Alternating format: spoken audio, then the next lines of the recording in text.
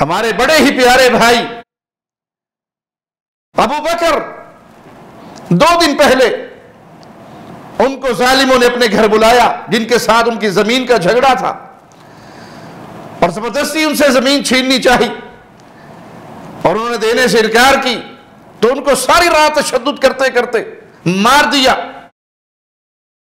اور جسم کا شاید ہی کوئی انگ خالی ہو جس پہ ہمارے اس بھائی کے زخموں سے وہ جسم بھرا نہ ہو۔ کوئی کسی جانور کو بھی ایسے نہیں مارتا جو زمین کے ٹکڑے کے لیے اپنے بھائی کو مار دیا، اور وہ مر گیا۔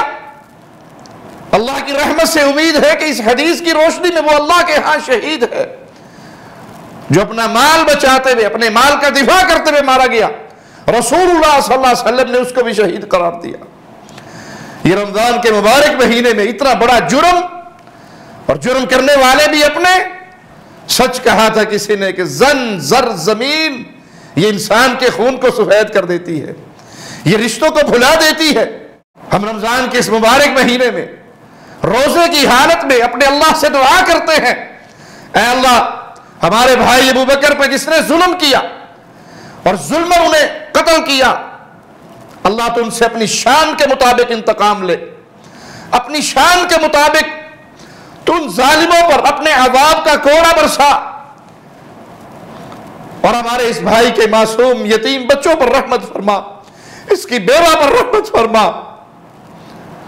تو رسول اللہ صلی اللہ علیہ وسلم کی یہ حدیث یاد رکھیے، وَمَنْ قُتِلَ دُونَ مَالِهِ فَهُوَ شَهِيدٌ، جو اپنے مال کا دفاع کرتے ہوئے مارا جائے وہ بھی اللہ کے راستے کا شہید ہے۔ وَمَنْ قُتِلَ دُونَ أَهْلِهِ فَهُوَ شَهِيدٌ، جو اپنے بیوی بچوں کی حفاظت کرتے ہوئے مارا جائے وہ بھی شہید ہے۔ وَمَنْ قُتِلَ دُونَ دَمِهِ